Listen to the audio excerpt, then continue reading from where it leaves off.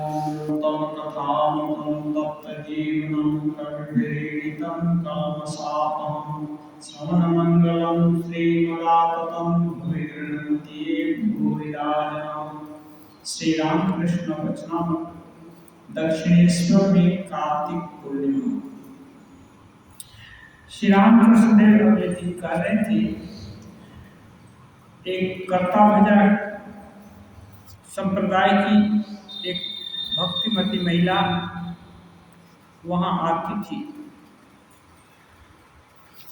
वे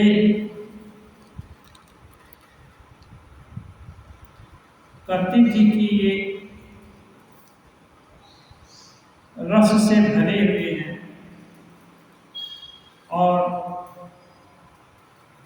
रामकृष्ण को खाते हुए देखकर कभी कभी पूछती थी, बाबा तुम खा रहे हो या किसी को खिला रहे हो?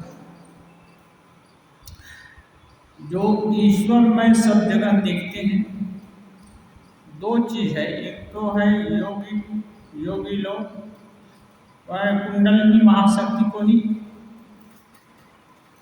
देते हैं, आहुति देते हैं, और दूसरा साधक मुक्त जितने हैं वे अपने इष्ट देवता को ही अपने शरीर के माध्यम से खिलाते हैं। अपना खुद का उनके अंदर मैं खा रहा हूँ, मैं टेस्ट कर रहा हूँ, ये सब मेरा मैंपन चला जाता है। इसलिए जो कुछ भी क्रियाकलाप है इष्ट देवता के इर्द गिर्द होता है। और श्री रामकृष्ण देव तो सभी भाव में दक्ष हो चुके हैं। योग में भी वो गोपाल की माँ भी देखी थी, वो लप लप करके एक जीवा आती और निकल जाती। तो ये भद्र महिला में बोल रही है, भक्तिमती महिला, ये बाबा तुम खुद खा रहे हो न किसी को खिला रहे हो। इस अहम ज्ञान ने ही आवरण बनाकर रखा है। जो मैं, मेरा शरीर, मैं शरीर, ये अहम ज्ञान ये आवरण है। आवरण होने से असली चीज को ढक देता है। नरेंद्र से कहा था, यह मैं जितना जाएगा उतना मैं जितना जाएगा उनका मैं, माने ईश्वर का मैं उतना ही आएगा। अपना मैं जितना जाएगा एकदम खाली कुछ भी नहीं रहेगा, क्योंकि यहाँ शून्य, एकदम शून्य की मान्यता हिंदू धर्म में या आस्थावान धर्म में नहीं है। शून्य की मान्यता बौद्ध लोगों में है। वे लोग ईश्वर नहीं मानते। जो ईश्वर को मानते हैं वे जानते हैं कि जब तक जीव बोध है, मैं बोध है, तब तक ईश्वर नहीं है। और जैसे जैसे मैं बोध जाता रहेगा ईश्वर बोध बढ़ता जाएगा। केदार कहता है, घड़े के भीतर जितनी ही अधिक मिट्टी रहेगी अंदर उतना ही कम जल रहेगा। स्वाभाविक है, गंदला पानी है तो मिट्टी जम जाएगी, पानी ऊपर रहेगा, पानी कम रहेगा। यदि पूरा साफ पानी है तो पूरा पानी रहेगा। कृष्ण ने अर्जुन से कहा था, भाई अष्ट सिद्धियों में से एक भी सिद्धि के रहते मुझे न पाओगे। ये सिद्धि शक्ति है। 8 प्रकार की अणिमा लगिमा ये सब सिद्धियां हैं। इनसे बहुत आश्चर्यजनक कार्य हो सकते हैं। लेकिन मन की एक भयंकर उपाधि हो जाती है, मैं ये कर सकता हूँ, इसके योग्य हूँ, मेरी एक क्षमता है। तो जब तालाब में पानी भरा हुआ है लबालब मैं का, तो वहाँ ईश्वर तो नहीं आएगा। भरी सराय रहीम लखी पथिक आप फिर जाए। यदि भरा हुआ है तो राहगीर तो उसमें जाएगा नहीं, और ईश्वर तो सभी जगह विराजमान है, हम सभी जगह चल फिर रहे हैं। लेकिन जहाँ विषय नहीं रहेगा, एकदम विषय से खाली, वहाँ वो एकदम स्पष्ट रूप से प्रतिभात होते हैं। तो कहते हैं जहाँ अष्ट सिद्धि में एक रहेगी उस मुझको नहीं पाओगे। क्यों? उससे थोड़ी सी शक्ति अवश्य मिल जाएगी। अष्ट सिद्धि रहने से थोड़ी शक्ति मिल जाएगी, बस इतना ही। गुटिका सिद्धि, झाड़ फूंक, दवा देना इत्यादि, ये जो काम करते हैं उससे लोगों का थोड़ा बहुत उपकार भर हो जाता है। क्यों? यही ना, ऐसा पूछ रहे हैं। थोड़ा उपकार तो होता ही है, किसी का थोड़ा कल्याण हो जाता है, बस यही ना, इतना ही होता है। इसके कारण एक बहुत बड़ा नुकसान हो जाता है। बहुत बड़ा नुकसान क्या है?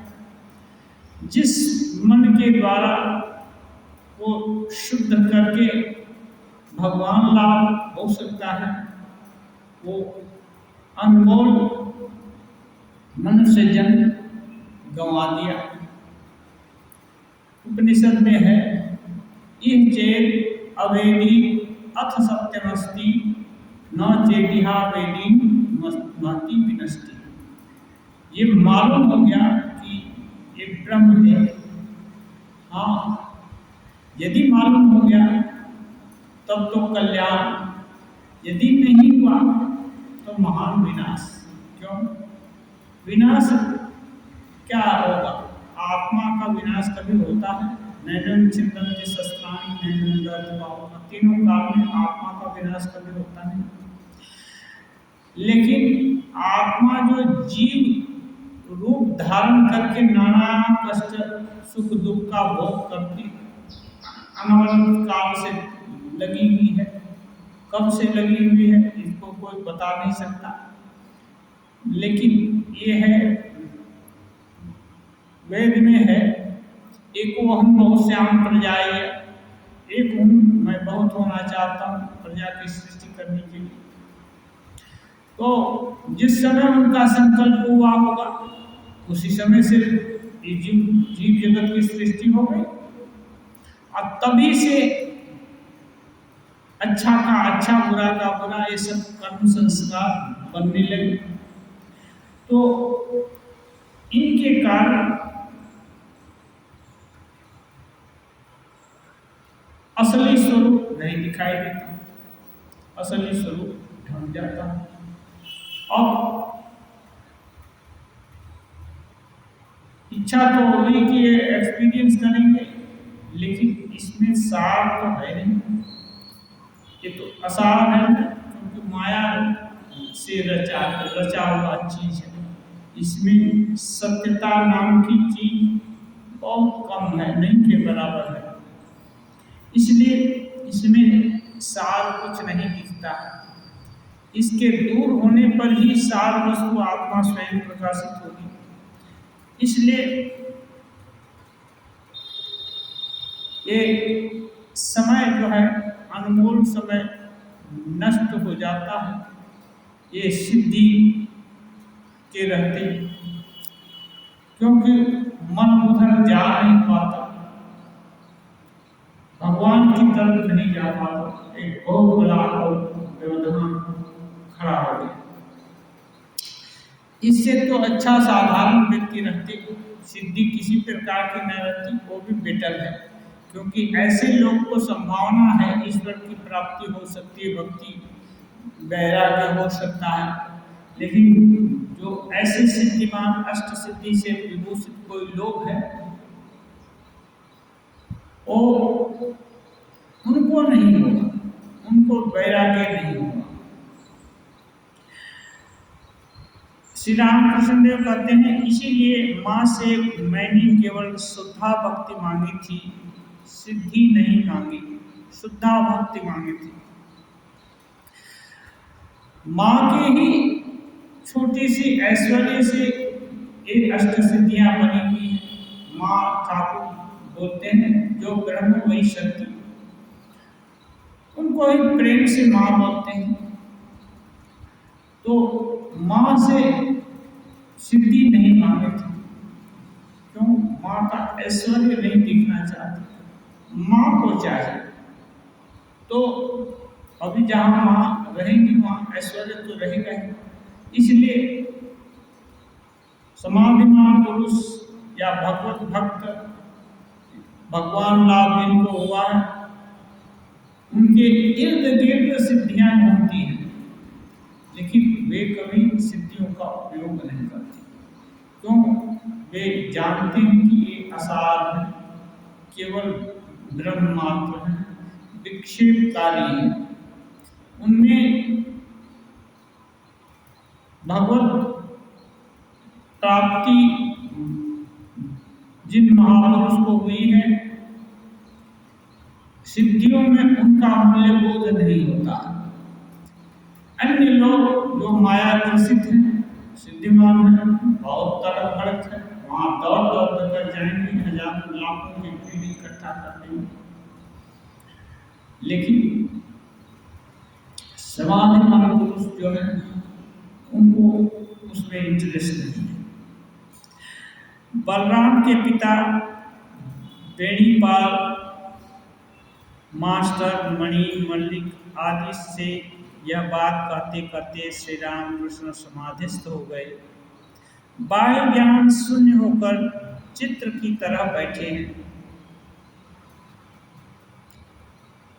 समाधि की बात, ईश्वर की बात, ब्रह्म ज्ञान की बात, ये सब प्रसंग उठते ही ठाकुर नजीर देकर के कुछ बताना चाहते हैं, लेकिन जैसे ही इसका वर्णन थोड़ा अच्छा से करने लगते हैं, तुरंत मन ये जो वाक्य, ये जो इंद्रिय गम्य जो दुनिया है, इससे तुरंत दूर हट जाता है और इसमें इसको तुच्छ बोध होता है। भक्त लोगों को बता रहे हैं, शिष्य लोगों को बता रहे हैं, ये सब भी मानो एकदम माया का ही राज्य हो, तभी तो उनका पवित्र मन सीधा समाधि की तरफ भाग जाता है। उनको इस राज्य में रखने के लिए बहुत कष्ट करना पड़ता है। श्री रामकृष्ण देव बोले हैं, थोड़ा खाद नहीं मिलाने से आभूषण कैसे बनेगा, इसलिए बातचीत होना, उपदेश देना, कृपा करना, ये सब माया के ही राज्य में हो सकता है। समाधि में कुछ नहीं होता, एकदम जो है सही रहता। वहाँ कोई अच्छा भी नहीं, कोई बुरा भी नहीं, और जो है आत्मा स्वयं स्वरूप में का आनंद भोग करती है। समाधि भंग होने पर श्री रामकृष्ण गाना गा रहे हैं। भाव है, सखी जिसके लिए पागल बनी, उसे कहाँ पा सकी। माने जिसके लिए पागल बनी, भगवान के लिए या माँ के लिए पागल हो गई, ये तो सखी बोल रहे हैं, तो इसका मतलब कृष्ण के लिए पागल होगी, लेकिन उनको कहाँ पा सके। पागल होने का मतलब इस संसार से नाता छूट गया, इस संसार का सुख भोग नहीं कर पाए जैसा अन्य लोग कर पा रहे हैं, क्योंकि मन दूसरी तरफ चला गया और जहां गया उसकी भी प्राप्ति नहीं हुई। माया में दोनों, माया मिली न राम, ऐसा बोलते हैं। हाँ, लेकिन ये चलती भाषा है। ये साधन, ये जो गाना लिखे होंगे, ये साधन का भाव ये है कि कोशिश तो किया, पागल तक हो गए, लेकिन अभी भी प्रेतम बहुत दूर है।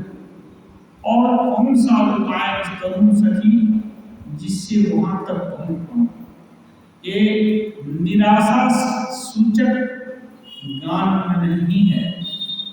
इसका मतलब ये है कि कौन सा और उपाय हो जिससे कि जिसके लिए पागल भी उसको पार पाऊं।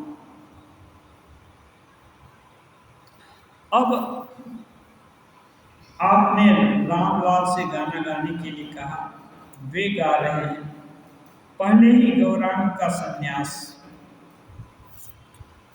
गौरांग महाप्रभु संन्यास लिए, उससे संबंधित गाना भावार्थ है। केशव भारती की कुटिया में मैंने क्या देखा। केशव भारती उनके गुरु, उनकी कुटिया में मुंडित मस्तक गौरांग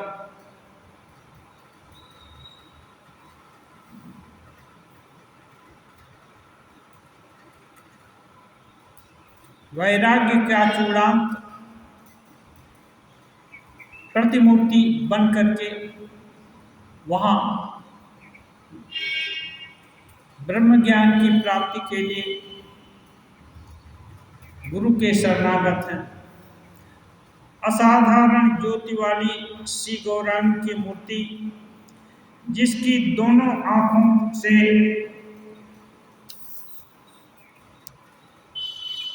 सतधाराओं में प्रेम वाली बह रही है।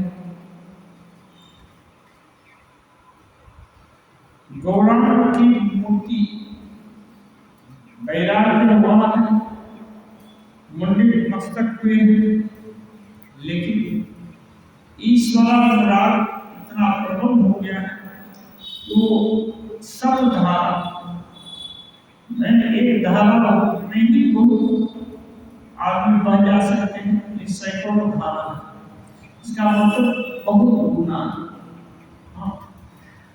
गौर पागल हाथी की तरह प्रेम के आवेश में आकर नाचते हैं, गाते हैं, कभी भूमि पर लौटते हैं। प्रेम का इतना आवेश, प्रेम में फूट रहा है तो कभी गाने लगते हैं, कभी नाचने लगते हैं और कभी भूमि पर लौटने लगते हैं। क्या करें समझ नहीं आता, इतना प्रेम का उद्रेक है। जब भयंकर बनना आता है तो पानी किधर से भागेगा कोई ठीक नहीं, घुमड़ घुमड़ करके भी पानी बहता है, जहां से कभी रास्ता नहीं रहता वहां से भी पानी चला जाता है, भयंकर अवस्था होती है। ऐसे ही ईश्वरावेश जिनको हुआ, ईश्वर प्रेम, उनकी ऐसी अवस्था होती है। आंसू बह रहे, वे रोते हैं और हरि नाम का उच्चारण करते हैं। जैसे थोड़ा होश आता है, हरि नाम का उच्चारण करते हैं। उनका सिंह जैसा उच्च स्वर आकाश की को भी भेद रहा है। उस समय लज्जा वज्जा नहीं लगती कि धीरे से बोले या जोर से बोले, जो भी मन में आया उतना ही जोर से, सिंह के जैसा आवाज, बहुत जोरदार आवाज, पूरा आकाश भेद देता है। फिर भी दांतों में तिनका लेकर हाथ जोड़कर द्वार द्वार पर दास भाव द्वारा मुक्ति की प्रार्थना कर रहे हैं। और कभी कभी दास भाव का आवेश हुआ तो सब जगह द्वार में सबके दरवाजे पर जाकर के भी मुक्ति का एक प्रेम का वो प्रार्थना कर रहे हैं। जो लोग संन्यास लेते हैं, बैरागी होते हैं, वे लोग जितने भी जीव हैं, मानो सभी जीव एक एक दरवाजे, कीट पतंग से लेकर अच्छा बुरा जितने भी जीव जंतु हैं या हो सकते हैं, सबको उद्देश्य करके सबसे प्रार्थना करते हैं, जिससे उनका यह वैराग्य सुदृढ़ हो, भगवत प्राप्ति में सहायक हो, सबका अनुग्रह उनको हो। इसीलिए चाहे भले ही उनसे साधन की से शक्ति में प्रभाव में भले ही इतर जीव कम तबके के हो, लेकिन फिर भी साधन उनसे भी विनम्र भाव होकर प्रार्थना करता है कि जिससे सबके अनुग्रह से उनके लिए मुक्ति का लाभ घटित हो जाए। ये सबकी अनुकूलता, क्योंकि साधक के लिए वो छोटा मोटा जो गुण है, गुण के कारण तो कोई अल्पज्ञ, कोई थोड़ा ज्यादा ज्ञानवान बुद्धिमान, ये सब होता है। वस्तुतः सभी में एक ही चैतन्य, एक ही ब्रह्म और परोक्ष है। इसलिए साधक उन ब्रह्म को ही लक्ष्य करके सबसे विनय याचना प्रार्थना करते हैं। यो ब्रह्मांड विदधाति पूर्वं यो वै वेदांश्च प्रणोते तस्मै तन्न देवम् आत्मबुद्धि प्रकाशम् मुमुक्षु वै शरणं प्रपद्ये। मुमुक्षु में जिन्होंने ब्रह्मा को बनाया, उन्हें वेद का ज्ञान दिया, आत्मबुद्धि के प्रकाशन की क्षमता दी, उनकी मैं शरण ग्रहण करता हूँ। सभी भक्त ही नहीं, ज्ञानी भी ब्रह्म की शरणागत होता है। नीची जमीन में ही जल गिरता है, ऊंची जमीन में नहीं। श्री राम कृष्णदेव बताते हैं। हाँ, साधारण नैतिक ये जो भर्तृहरि बोलते हैं, नमन्ति फलितो वृक्षा, ये जो फलवान वृक्ष है नम हो जाते हैं। ऐसे ही जो गुणवान व्यक्ति है, जितने ही सद्गुण आते हैं उतने ही नरम हो जाते हैं, दूसरे के प्रति सदैव हो जाते हैं।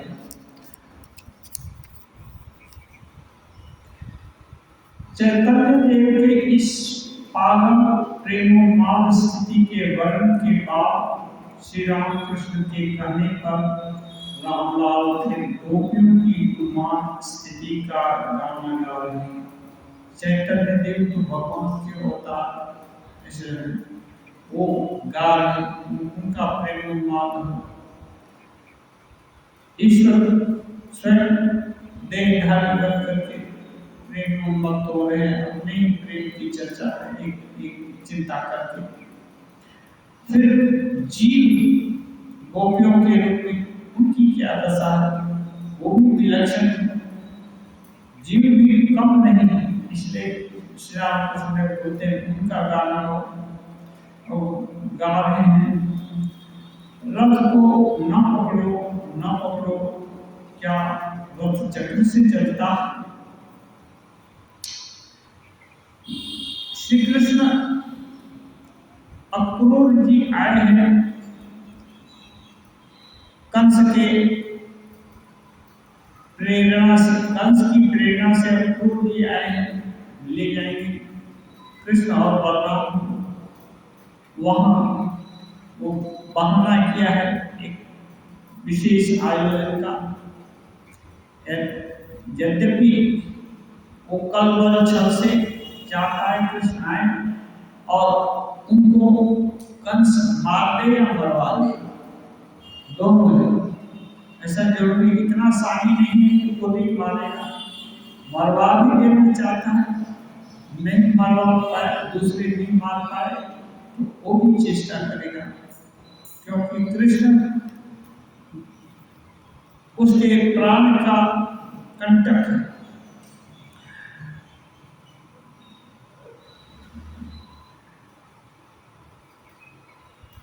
गोपियां ये जो कंस है इसका स्वभाव जानती है, पास की भी रहने वाली है गोपी लोग जाकर के मथुरा में गोरसादी बेचते हैं, सब कुछ ये उनको को मारना क्रूर है। और कितने राक्षसों को भेजा था वृंदावन में, ये भी लोग थोड़ा थोड़ा जानते हैं। और उनके कन्हैया का प्रभाव भी जानती है थोड़ा थोड़ा, लेकिन प्रेम कितना है वो भूल जाती है। इसलिए वे सोच रहे हैं कृष्ण को कैसे मनाएं। कृष्ण से कहना नहीं चाहती कुछ, क्योंकि वो प्रेमी है, वो जानना चाहेंगे तो कैसे करेंगे। तो वो सोचती है कि लगता है एक गाड़ी बीच में व्यवधान है कृष्ण और हमारी, इसी के कारण एक पहिया नहीं, पहिया न चले तो कृष्ण नहीं जा सकते।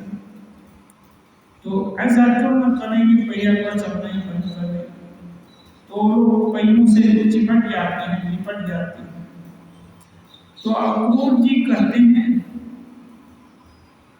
धरोला रथिक चक्र, रथ का चक्का मत पकड़ो, रथ का चक्का मत पकड़ो। क्यों? कारण देते हैं रथ का चक्का क्या अपने से चलता है? ये तो निर्जीव वस्तु है, ये अपने से नहीं चलता।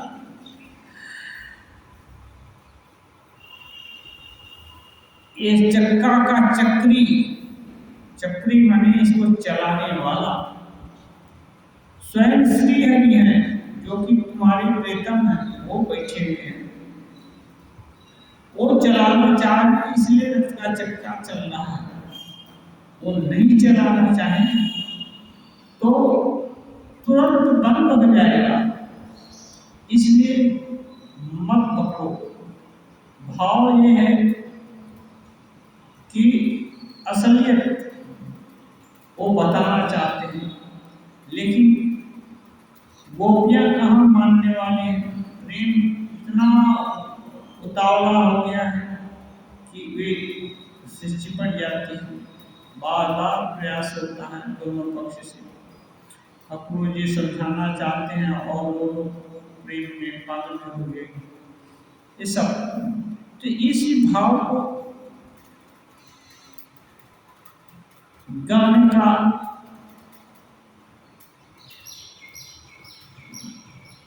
के रूप में सजाया गया कि भक्त के दिल का क्या भाव होता है।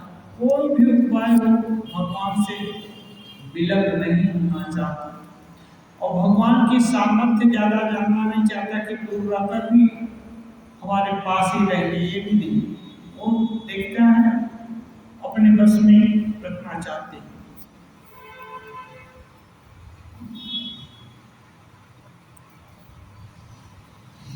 दूसरा गान है श्याम रूपी चंद्र का दर्शन कर नवीन बादल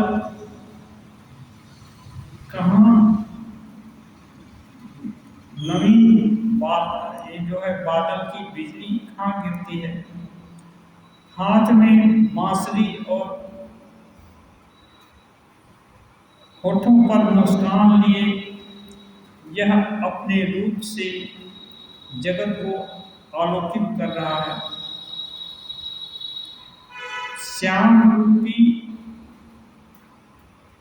चंद्र का दर्शन कर नवीन बादल की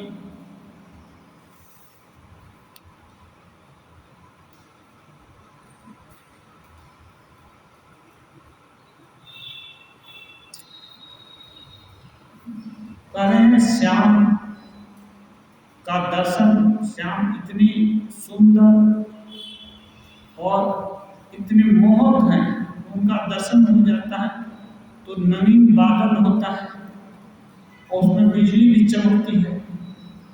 उसकी शोभा है वो फीकी, शाम के आगे फीकी पड़ जाती है। जब काला बादल लगता है और बिजली चमकती है तो अच्छा लगता है, बहुत सुंदर बादल लगता है। लेकिन ये सुंदरता भी जो श्यामचंद्र माने कृष्ण जब दिखते हैं तो ये सब सुंदरता फीकी पड़ जाती है।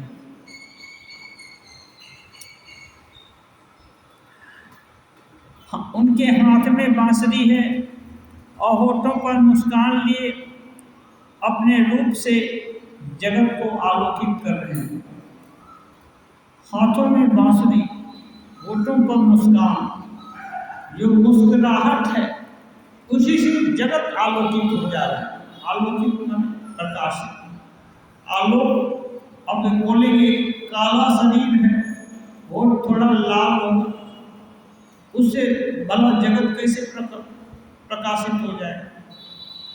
प्रकाश का मतलब है कि जैसे ये सूर्य के का प्रकाश ये नहीं, प्रकाश ज्ञान के सेंस में करते हैं। जब सूर्य नहीं रहता तब भी ज्ञान होता है, तब भी बुद्धि जानती है कि ये रास्ता यहाँ जाता है, वो रास्ता वहाँ जाता है। और कोई अंधेरे में बोले तो उसके आवाज में पहचान लेता है। तो ज्ञान है ना, इस सूर्य से भी ज्यादा प्रकाशित है। तो ये श्री कृष्ण स्वयं ईश्वर है ना, उनकी मुस्कान उसमें इतना एकदम भगवान स्वयं साक्षात विराजमान है और मुस्कुरा रहे हैं, माने अपने को डिस्क्लोज कर रहे हैं, अपने को प्रकट कर रहे हैं। तो भला उस समय किसी के दिल में अज्ञान कहाँ रहेगा। जब तक अज्ञान रहता है तभी तक यहाँ वहाँ कुछ छुप, जब तक कोई सामान ढूंढते कब है, जब तक नहीं देख पाते। जब देख लेते हैं या कल हम इस सामान को यहाँ रखें, यदि हम जानते हैं तो भले ही दिखाई न दे, अभी देख न रहे, लेकिन बुद्धि तो तुरंत पकड़ लेते हैं कि ये सामान यहाँ रखा है, उसको खोजने की जरूरत नहीं मालूम होती। ऐसे ही कृष्ण भगवान है और अपने को खोलना चाहते हैं कि लोग पहचाने जाने। तो उस समय माया का आवरण कैसे रहेगा। अब माया का आवरण नहीं रहेगा तो ये आलोकित तो हो जाएगा। सूरज का प्रकाश भले न हो लेकिन दिन प्रकाशित हो जाएगा। इसको बोलते हैं प्रकाश और ज्ञान। जैसे अपनों का अपना बच्चा माँ के आकर के गले से लिपट गया, उसका स्पर्श पाते ही बाकी सब अरे तुम कहाँ थे, कैसे आ गए, ये सब हो जाता है। भले ही उसको ना देखे लेकिन उसके विषय का पूरा ज्ञान हो जाता है। और ज्ञान ही नहीं होता, उस ज्ञान के साथ साथ विकार जो होता है, प्रेम विकार, वो भी हो जाता है। तो दिल गदगद हो जाता है और प्रेम उमड़ आता है कि वाह बेटा आ गया। तो ये चीज है।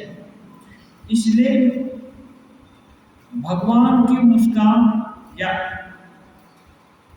उनकी इच्छा होने से ही प्रकाश हृदय को आलोकित कर देगा, तो फिर अज्ञान नहीं रहेगा। ये बात है। ये जागतिक जो सूर्य का प्रकाश है, इससे ये भगवत ईश्वर का ज्ञान अनेक गुना, इसकी तुलना नहीं की जा सकती। कहते हैं दिवी सूर्य सहस्रस्य भवेद् पदुत्थिता यदि महासदृशी साक्षात् भासस्तस्य महात्मनः। जब अपना विश्व रूप कृष्ण अर्जुन को दिखाए थे, उसका वर्णन कर रहे हैं कि दिवी मैंने आकाश लोक में, द्यूलोक में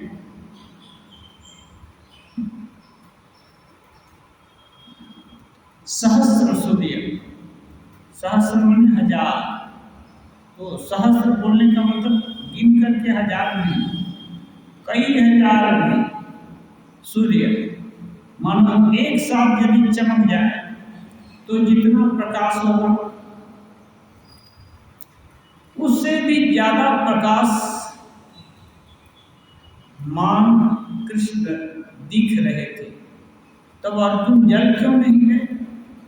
नहीं, जलने का यही कारण है कि दिल प्रकाशित हो गया, रोम रोम अर्जुन का प्रकाशित हो गया, संशय मिट गया, जलने का सवाल नहीं है।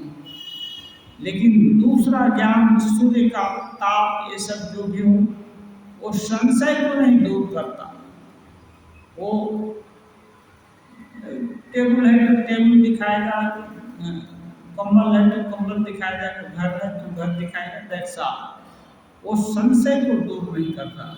इसलिए ये जागतिक सूर्य का प्रकाश बहुत निम्न स्तर का है तुलना में ईश्वर के प्रकाश से।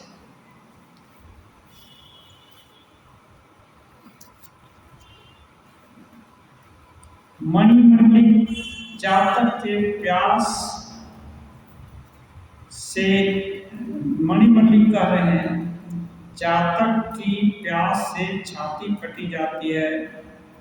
गंगा, यमुना, सरजू आदि कितनी नदियां और तालाब हैं, परंतु वह कोई भी जल नहीं पीता। केवल स्वाति नक्षत्र की वर्षा के बूंद के लिए मुंह खोले रहता है। मणि बोल रहे भी, जो ये बात हो रही थी ना,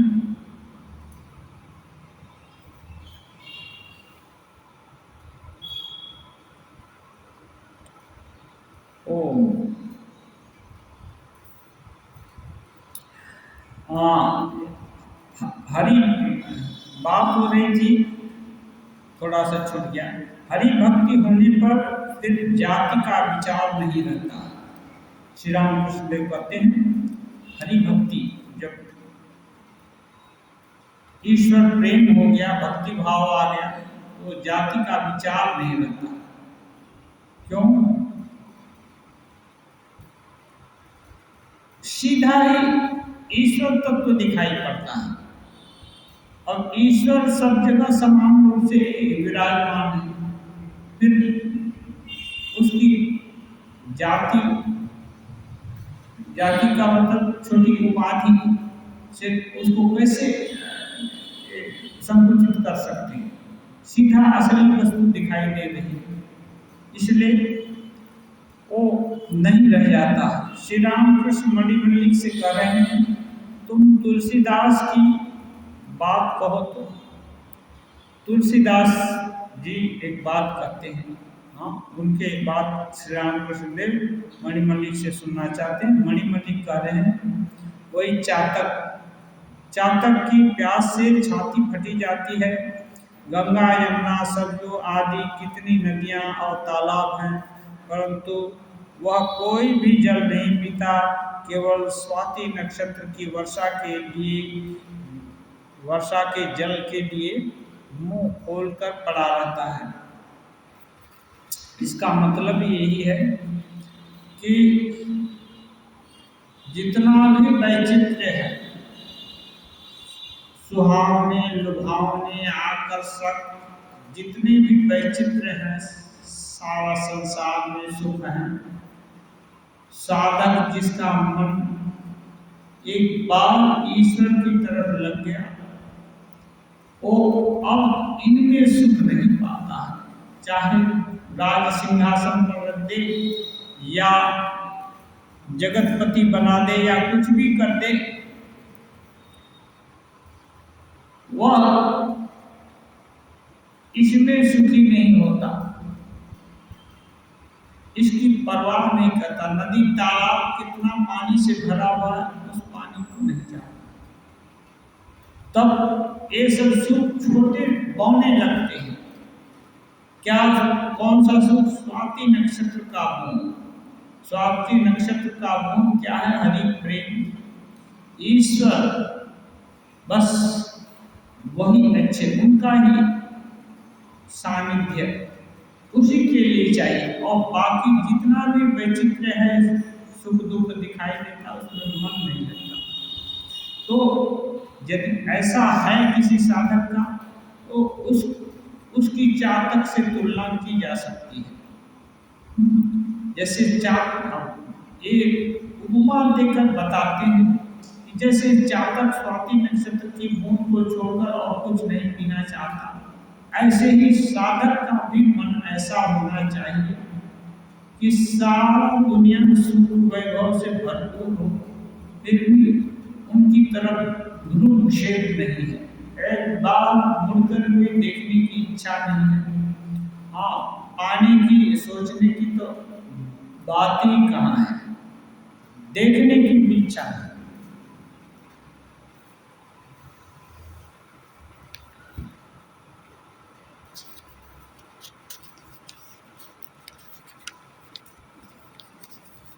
श्री रामकृष्ण अर्थात, अब श्री रामकृष्ण उसका व्याख्या करना था, उनके चरण कमलों में भक्ति ही सार है। माने स्वाति नक्षत्र का बूंद ही असल है, वो बूंद नहीं है, लोग देखते हैं बूंद है, चातक के लिए वो अमृत है। ऐसे ही बोलते हैं, ईश्वर की भक्ति ही सार बात है, शेष सब मिथ्या है। शेष सब मिथ्या है। मिथ्या माने ओ उसका अस्तित्व तो बहुत थोड़ा है, नहीं के बराबर है, दिख रहा है लेकिन असल में है नहीं, झूठा है। जैसे सांप, कोई सांप इतने सुंदर लगे, एकदम बढ़िया, बहुत चमकीले भड़कीले भी होते हैं, लेकिन उनकी सुंदरता दूर से देखने से चल सकती है, छूने का हिम्मत नहीं होगा। छू दिए तो वो छू देने से बात खत्म हो जाएगी, ये लोग समाप्त हो जाएगा।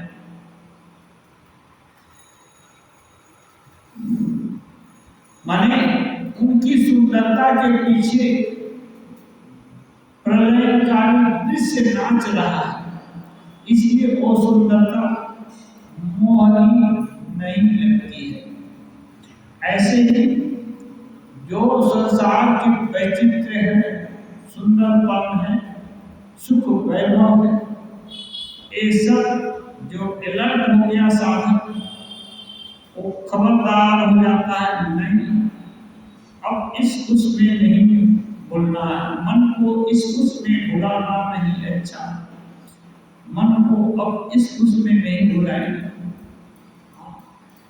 ये आप लोग सुना होगा, खेतड़ी महाराजा अजीत सिंह का पैलेस है, वहाँ विवेकानंद जी 3 बार गए थे। तो एक बार, पहली बार की बात है, स्वामी जी विराजमान थे, और राजा लोग के यहाँ नृत्य गान भी होता है, और मनोरंजन का ये सब, तो उनका जो दीवान खाना है उसमें एक किया गया, आम पब्लिक के लिए नहीं है। आम पब्लिक को दरबार हाल में के लिए में फंक्शन होता है, दीवान खाना में कुछ चुनिंदे लोगों के लिए, रानी राजा दीवान और कुछ लोग कर्मचारी वगैरह, वहाँ भी 100-1 आदमी तो इकट्ठा हो सकते हैं। तो स्वामी जी को राजा अजीत सिंह गुरु जी मान चुके थे, तो उनका भी आनंद वर्धन होगा, इसलिए विनती की कि आप भी पधारिए। स्वामी जी बोले, तुरंत वैराग्य तेज था, बोले सन्यासी को बाई जी का गान ये सब सुनना नहीं चाहिए, ये तो विषयी लोग बाई जी का गान सुन करके आनंद मनाते हैं। हाँ, ऐसा उनका भाव रख करके ये बोले जाना अच्छा नहीं है, और नहीं आए। दीवान खाना के जस्ट ऊपर तालाब में थोड़ा सा दूर पर स्वामी जी का कमरा था। अब क्या, बाई जी के सामने से ही प्रस्ताव गया था स्वामी जी के पास, बाई जी भी सुन लिया स्वामी जी नहीं आएंगे, आकर बोला जो प्रस्ताव ले जाने वाला कि स्वामी जी बोले नहीं आएंगे इस कारण से। तो सुन करके बाई जी का दिल फटने लगा। बाई जी गाई, प्रभु मेरे अवगुण चित्त न धरो, समदर्शी है नाम तिहारो, चाहे तो पार करो। इतना करुण स्वर था, एक सूरदास जी महाराज का रचित पद है, दिल को छू गया जाने वाला है। प्रभु मेरे अवगुण चित्त न धरो, समदर्शी है नाम तिहारो, तुम्हारा नाम, तुम समदर्शी हो, फिर भेद क्यों करो। तो ये गान सुन करके स्वामी जी की भी छाती फटने लगी।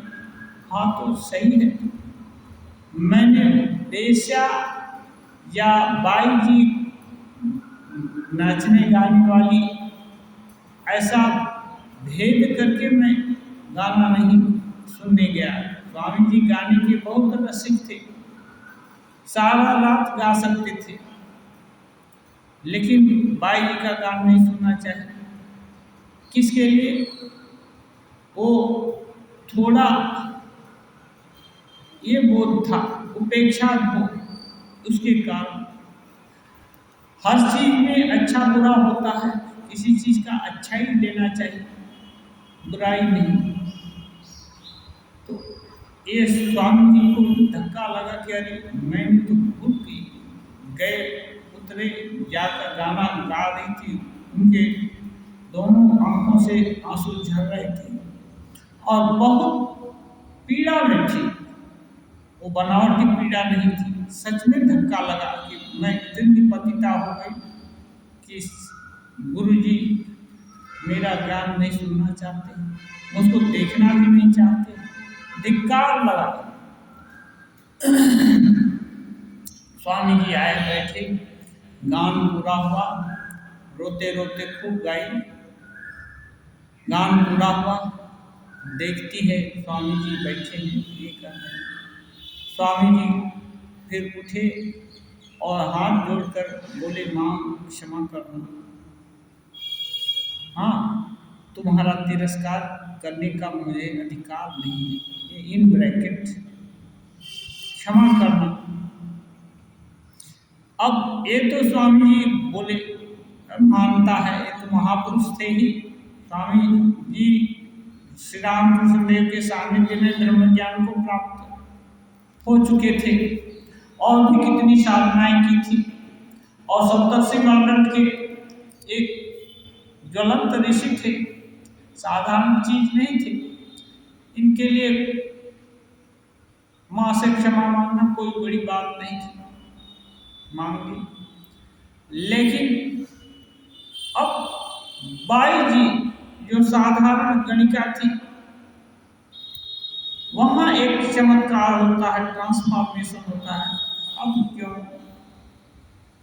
अब तक तो विषयी लोग के विषय के इच्छा, विषय क्या होगा, धनी लोग राजा लोग क्या कुछ रुपया देंगे, उसके लिए ही तो मैं गाई, उसके लिए तो नाची, उसके लिए तो ये सब किया, जीवन बर्बाद हो गया। आज भगवान हमारा गाना सुन लिए इस सन्यासी गुरु जी के माध्यम से। अब से एक अब ये मुंह और एक गान, ये नाच अब भगवान को छोड़कर और किसी के लिए नहीं होगा।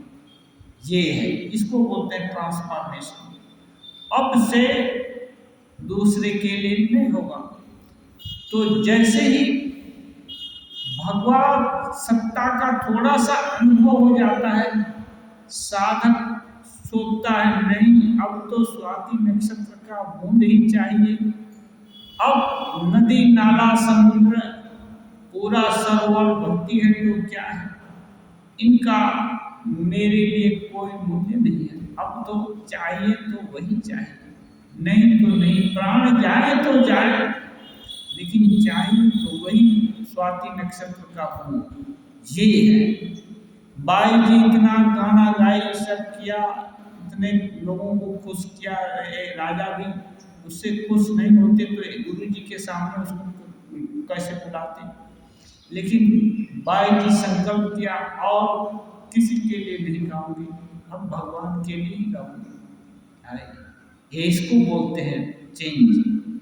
जब बड़े का स्वाद मिल गया, अब ऐरे गैरे को नहीं सुनाऊंगी, ये इसको बोलते हैं। ये है स्वाति नक्षत्र का पान। तब तो दृढ़ता आएगी, तेज आएगा और समर्पण बुद्धि होगी, एक निष्ठा होगी, अनन्य शरणागति होगी और न अन्य अनन्य। जब दूसरा कोई नहीं रह जाएगा तो शुद्धता होने में समय नहीं लगेगा। बोलते हैं क्षिप्रं भवति धर्मात्मा शाश्वत शांति गच्छति कौन्तेय प्रतिदानीहि न मे भक्तः प्रणश्यति। क्षिप्रं भवति धर्मात्मा, थोड़े ही समय में धर्मात्मा हो जाएगा। क्षिप्रं भवति धर्मात्मा शाश्वत शांति गच्छति, शाश्वत शांति को प्राप्त हो जाएगा। माने शाश्वत शांति भगवत लाभ से ही होती है। भगवत लाभ और शाश्वत शांति सिनोनिमस ही है, बोलने के लिए इस तरह से बोलना। शाश्वत शांति गच्छति कौन्तेय, अर्जुन जान कर रखो, न मे भक्त प्रणश्यति, मेरा जो भक्त हो गया। भक्त किसको बोलते हैं? जो अनन्य हो, न अन्य अनन्य, उसी को भक्त बोलते हैं। हम इसके भक्त हैं, इसका मतलब और कोई उसमें नहीं आएगा। जैसे हनुमान जी राम जी के भक्त हैं, अब वो कृष्ण जी के यहाँ हरे कृष्ण नहीं करने जाते हैं, वो बोलते हैं, हाँ तुलसीदास जी कहते हैं, भले ही श्रीनाथी जानकी नाथी अभेद परमात्मनि तथापि मम सर्वस्व राम कमलोचना। ये हनुमान जी का भाव। ये शिव मस्तक तो तभी झुकेगा जब हम हाथ में धनुष बाण धारण करेंगे, अन्यथा नहीं। मोर मुकुट वाले के यहाँ ये नहीं, यद्यपि मुझको मालूम है वही इधर मोर मुकुट धारण किया, फिर भी भक्त की भी गरिमा है कि नहीं, मेरा सिर एक बार धनुष बाण वाले के सामने झुका है, अब अन्य के पास नहीं झुकेगा। इसको अन्य बोलते हैं।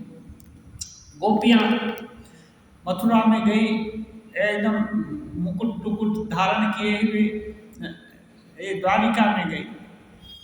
मुकुट धारण किए हुए कृष्ण बैठे थे, उनको देखकर वो तुरंत मुंह मोड़ लिया, घूंघट काट लिया।